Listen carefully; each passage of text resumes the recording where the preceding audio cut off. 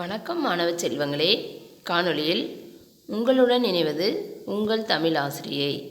நாம் சென்ற காணொளியில் பாடம் 9இல் உள்ள புத்தக பயிற்சிகளை பார்த்தோம். தற்போதும் அதன் தொடர்ச்சியை பார்ப்போம். வந்த பாதை எழுத்தோவியம். நாம் இப்போ 1வது லெசன்லேருந்து 9வது லெசன் மட்டும் படிச்சிருப்போம் இல்லைங்களா? இக் முதல் இன் வரையும் கா முதல் நா வரை உள்ள உயிர்மெய் எழுத்துக்கள், கா முதல் நா வரை உள்ள உயிர்மெய் எழுத்துக்கள், இந்த எழுத்துக்களையெல்லாம் இருக்கக்கூடிய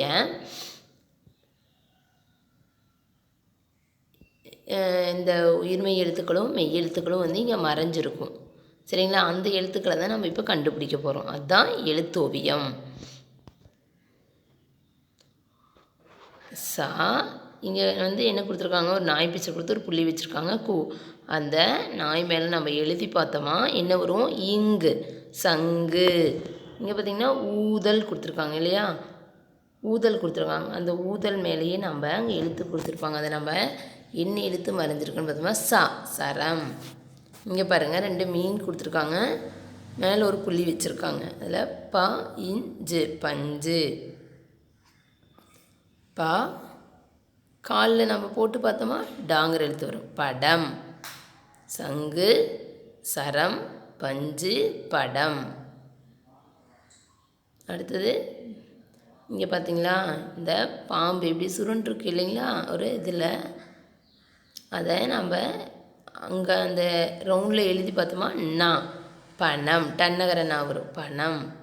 இங்கே இந்த கிளியில் பார்த்தோமா அப்படியே அந்த மேலேருந்து அந்த எழுத்தை போட்டு பார்த்தோமா தா தம்பி. நரியில் பார்த்தோமா நா நரி, நம்ம மேலேருந்து பார்த்தோமா நா நகம். பையில் போட்டு பார்த்தோமா பள்ளி.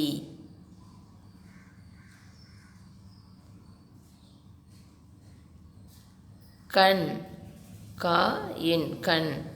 மா நீ மணி. அடுத்தது இந்த மத்திரத்தில் நம்ம பார்த்தோமா ஈ பா ஈ பாய். பா ழா இம் பழம். இங்கே இந்த யானை முகத்தில் என்ன இருக்குது? ழா பழம். பா இந்த மந்தில் என்ன எழுதிருக்கு? இல் மறைஞ்சிருக்கு. பா இல் பல். மூ ரா இம் முரம். இந்த வெற்றிலையில் எந்த எழுத்து மறைஞ்சிருக்கு? ரா. இந்த இலையில் ரா முரம்.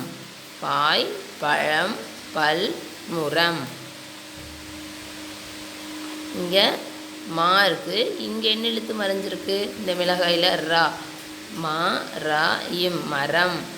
தா நத்தையில் எந்த எழுத்து மறைஞ்சிருக்கு? இல். தா இல் தாள்.